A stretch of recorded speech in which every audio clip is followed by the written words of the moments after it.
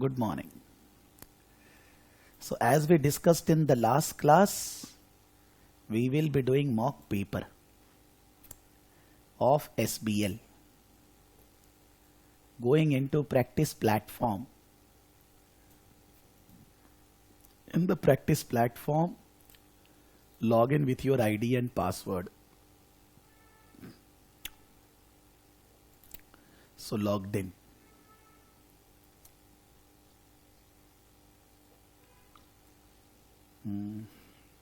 Logged in, taking to another software exam software attached to the website. Strategic business leader, official resources, past exam there are 3 papers, 4 papers, practice exam there are 4 papers, 1 new added for December 2020, and specimen exam there are 1, 2, 3. So 4 plus 4, 8 plus 3, 11. First of all, my advice is there, out of these 11, students should be doing 2 papers exactly in 4 hours.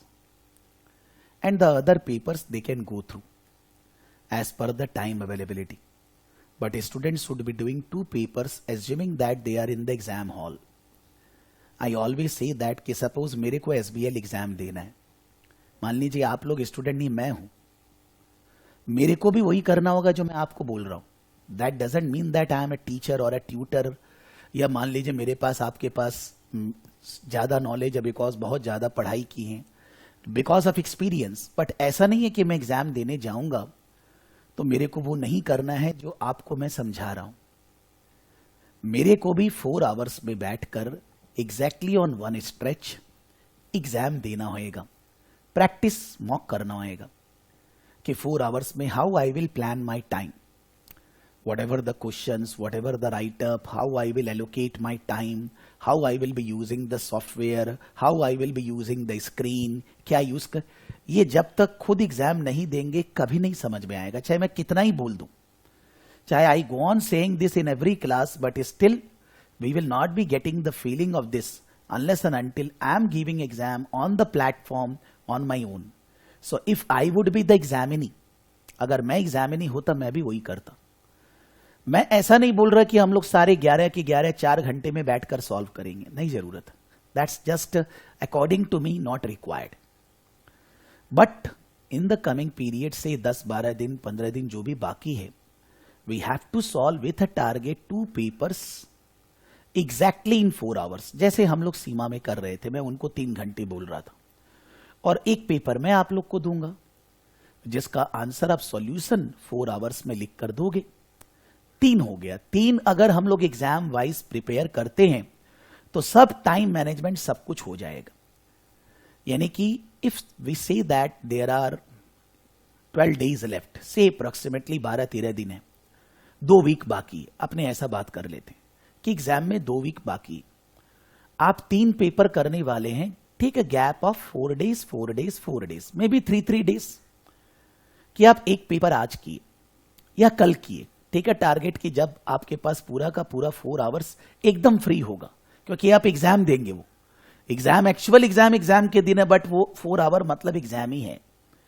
आप उसी समय वो पढ़ेंगे material, उसी समय सारे जो question है उनका आंसर देंगे, उसमें 4 घंटा आप लगाएंगे जैसे एग्जाम में लगानी, और पूरा इंस्टीट्यूट के प्लेटफॉर्म पे, यहीं पर, कोई नॉर्मल वर्ड फाइल एक्सेल में नहीं, यहां पर ऑन इंस्टीट्यूट प्लेटफॉर्म. तो फीलिंग भी आएगी कि इंस्टीट्यूट के सॉफ्टवेयर में क्या चीज आई will be using, which I will not use and all that, क्या फीचर मेरे को जरूरत पड़ेगा. आंसर लिखने के बाद आप उसका मॉडल आंसर से इवैल्यूएशन करोगे, टीचर बन जाओगे. मॉडल आंसर उन्होंने जब दिया है, they have given marking guidelines also, कि स्टूडेंट को कौन से पोर्शन पे नंबर क्या दिया जाएगा. Obviously as I said, whenever theory exam, तो अगर if you are thinking that you should be getting out of 100 marks से 55, हो सकता है in actual exam you will be getting 57, 58 और मे बी 52. उतना इधर उधर चलेगा. मैं भी अगर आपको मार्किंग दूंगा, आपको 5 से 10% इधर उधर समझ के चलना है, because some subjectivity involved in theoretical answers. तो वो अलग बात है, लेकिन आप पूरा का पूरा मार्किंग गाइडलाइंस फॉलो करके अपने आप को इवैल्यूएट करेंगे। कोई क्वेश्चन आपने गलत लिखा, कोई सही लिखा, कोई प्रॉपर एक्सप्लेनेशन नहीं दे पाए, टाइम नहीं बचा, मार्किंग में आप देखिए तो आपने कुछ ठीक नहीं लिखा, आपको समझ में आएगा। आप उसके ऊपर नेक्स्ट 2 दिन वर्क करोगे। You will work on those areas. कोई भी एरिया हो सकता है, वो may be strategies, may be कोई risk management, may be corporate governance, may be कोई आईटी का एरिया, कुछ भी हो सकता है। जब आप परफॉर्म किए, 4 आवर्स आपने एग्जाम दिया और उसके बाद आपने इवैल्यूएशन किया 2 से 3 घंटे, 7 घंटा एक पेपर में चला गया। Evaluation from mock answers that how I have performed. उसके बाद आपका 7 घंटा जाना चाहिए for revising the stuff where you find problem. अब आपको उसके लिए कोई हम लोग का वीडियो करना है, कोई पर्टिकुलर कापलान मटेरियल पढ़ना है, बीपीपी पढ़ना है, जो भी आपको कोई गूगल सर्च करना है, कोई एरिया आपको दिखा मेरा ये नॉलेज ठीक नहीं है, मेरे को उसको इंप्रूव करना है। Not that question is going to come in exam, but हम वहां परफॉर्म खराब किए। फिर 2-3 दिन बाद जब 7 घंटा और अब पढ़ लिए, फिर 3 दिन बाद अब एक और मॉक पेपर कर लेंगे, वापिस से सेम स्टोरी, वापिस से 4 आवर में एट ए स्ट्रेच, एंड उसके बाद उसका इवैल्यूएशन 3 आवर्स, सेम स्टोरी। उसके बाद फिर से 2-3 दिन रिवीजन। 2 मॉक पेपर आप कर लिए, रिवीजन कर लिया आपने, और जो मॉक उसके बाद मैं लूंगा आप उसका भी आंसर दे दिए। इन द मीन टाइम आपके पास अगर टाइम बचे, बिकॉज हर एक पेपर के अंदर जो मटेरियल है 10 to 12 पेज वो सब अलग है, वो पहले आपको पढ़ना है। तो आपको लगता है, जो कि लगेगा जनरली, तो आप इसमें से कोई 2-3 और कर लीजिए, बिकॉज एम्पल ऑफ पेपर्स यहां पर है, और कहीं जाने की, कल कोई अलग से परचेजिंग करने की, कोई और जगह जाने की जरूरत नहीं, बिकॉज यहां प्रैक्टिस सबसे बढ़िया होगा, because it is actually on the institute platform जो आपको एग्जाम में मिलेगा। तो यहीं पर सारा प्रैक्टिस करना है आने वाले 10, 12, 13 दिन जो भी बाकी है, 2 weeks. That should be your study process. जहां तक बात है, if those who have written the answers continuously when I was giving questions in the class, may be somebody will think that Seema, but वो पूरी तरह से तैयार है, उनको कोई टेंशन ही नहीं है exam. Obviously, as I always say, 95% is your own efforts, 5% is luck. तो वो 5% लक की बात, आप कंट्रोल नहीं कर सकते लक, लेकिन 95% आपके पास जो एफर्ट्स है वो तो लगा सकते हैं। So if those who have submitted the answers regularly, may be it is good, may be it is bad, लेकिन आपने बार बार अपने आप को आंसर लिख लिख कर तैयार किया, तो आप बहुत वेल प्रिपेयर्ड है।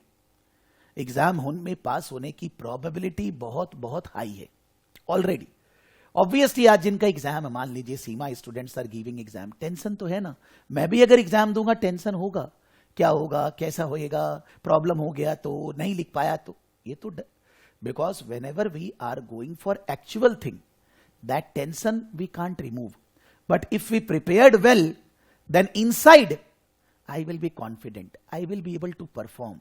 मैं किसी को चिल्ला के बता नहीं रहा हूं, बट मेरे अंदर में ये फीलिंग आएगी कि मैं ये चीज मैनेज कर लूंगा, ये हो जाएगा मेरे से, बिकॉज मैं प्रिपेयर्ड हूं। तो जो प्रिपेयर्ड है उनको कोई टेंशन लेना नहीं है, बस और बेटर करना है। जो प्रिपेयर्ड नहीं है, those who have not written any answers in the class in last 1 month, कोई भी आंसर सबमिट नहीं किया, एग्जाम दे रहे हैं वो भी, उनको भी यही करना है जो आपको बोला गया। अब वो उनका आंसर तो लिख नहीं सकते, what is gone is gone, but अभी अगर ये करेंगे तो भी probability of passing very high. अब ये करना जरूरी है। आप सोचेंगे I will start SBL study material and I will read on 1 by 1 technical thing, कोई काम नहीं। वैसे टेक्निकलिटी आप ध्यान देंगे तो आ ही नहीं रहा एग्जाम में। It is, you can say, जैसे हार्वर्ड वगैरह कहीं पर भी, very high university, very high level of MBA, solution to a problem, and that problem may be relating to accounts, finance, marketing, HR, कोई भी इश्यू है, आपको वैसा बनना है कि वो इश्यू आप सॉल्व कर सकते हैं। और मेरे ख्याल से जॉब में यही करना है, जहां भी जो भी हाईएस्ट लेवल का जॉब आप करोगे उसमें यही करना है, ऑर्गेनाइजेशन का प्रॉब्लम का सॉल्यूशन ढूंढना है। तभी ढूंढ पाएंगे जब आप ऑर्गेनाइजेशन को अलग नहीं समझेंगे, जब आप सोचेंगे ये मेरा प्रॉब्लम है, this is my issue and I need to deal with my issue. जैसे मैं ऑलवेज, अभी जो भी मैं डिस्कस करूंगा क्लास में, मॉक पेपर में, मैं सारा अपना प्रॉब्लम बोलूंगा, और आपको मेरा प्रॉब्लम बहुत जल्दी समझ में आएगा, क्योंकि you are taking training classes for some long time से। पदम जी हैं 1 साल से ज्यादा, वैशाली है you have joined for last 2-3 months. आपको मेरी प्रॉब्लम बहुत जल्दी से समझ में आएगी, सॉल्यूशन भी ढूंढ पाएंगे। तो वैसे ही आपको ऑर्गेनाइजेशन की प्रॉब्लम के अंदर घुसना होगा। You don't need to think that you are writing answer to a question. You need to think that you are actually working in the company at the position which they are saying, and with that position you need to answer. Believe me, class में जब कोई भी चीज पढ़ रहे हैं, you are not the student, I am also a student. May be मेरा experience आपसे ज्यादा बेटर है, बट फिर भी मैं भी स्टूडेंट हूं, because there is no fixed answer for any question. कोई बोलेगा सर मेरा ही सही है, गलत है, 4 जन का सही हो सकता है। तो आप ये बात को समझिए कि ऐसा कुछ फिक्स्ड नहीं है कि यही आंसर लिखना होगा। The last thing, compulsory subjects exam result SBL, SBR are very good. It is around 50% plus. You can take a range of 45 to 55%. मतलब those who are giving exams in professional level in ACCA, approximately 100 में से 50 लोग पास हो रहे हैं average में, which is very high percentage. तो अगर स्टूडेंट थोड़ा सा भी सीरियस है तो वो एग्जाम पास कर लेगा, SBL और SBR. बट अगर वो पूरा ही लीनियंट है और वो परफॉर्म ही नहीं किया, मॉक पेपर्स नहीं किया, स्टडी नहीं किया, तो वो फेल होगा. लेकिन 50% मतलब if you are serious to pass the exam, you will easily pass the exam. जब स्टूडेंट लोग जनरली SBR का एग्जाम पहले देते हैं, स्ट्रैटेजिक बिजनेस रिपोर्टिंग, कमती पढ़ के भी पास हो जाते हैं. पदम जी आपको भी ध्यान होगा, मैं नहीं बोला आपने कम पढ़ा, बट नॉर्मली मैंने देखा है not that much study done and still they pass the exam. SBR के अंदर normally suppose those who are chartered accountants, those who are part qualified, CA inter हो गया, CA फाइनल का एग्जाम दिए, CA नहीं बन पाए, CMA क्वालिफाइड, या मे बी अगर ये कैटेगरी के नहीं भी हैं, जो लोग ACCA बेसिक लेवल से करते हुए आ रहे हैं, स्किल लेवल पूरा अच्छा से पढ़ के आए हैं, मैंने देखा है कि वो लोग जनरली SBR SBL में फेल होते नहीं. खासकर SBR पेपर खराब भी गया, अच्छा नहीं हुआ, still they pass the exam, pass हो जाते हैं. लेकिन वही एक गड़बड़ होता है कि आप उसमें पास इसलिए नहीं हुए कि आपने माने लक है, आप नहीं लिखे हैं, नंबर मिल गया, ऐसा नहीं है. नंबर आपको वही मिला जो मिलना चाहिए, लेकिन आपको 50, 52, 53, 54, 50 से 55 के बीच में नंबर मिला है. मतलब ये तैयार रहना है कि आगे की जो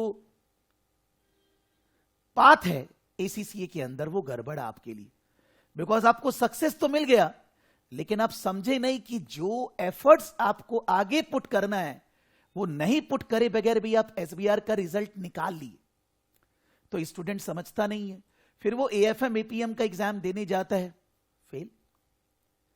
चाहे AFM हो, चाहे APM हो, चाहे एडवांस ऑडिटिंग एंड एश्योरेंस हो, तो उसमें फेल हो जाता है. इलेक्टिव पेपर्स में स्टूडेंट जनरली फेल हो जाता है. कोई भी एडवांस टैक्सेशन हो, ऐसा नहीं, any elective paper the result is around 35%. फिर स्टूडेंट को ऐसा लगता है कि मैंने ये इलेक्शन गलत किया है, मैं दूसरा चुनता हूं. जब वो दूसरा चुनता है उधर भी फेल हो जाता है. मतलब रिजल्ट गड़बड़ है.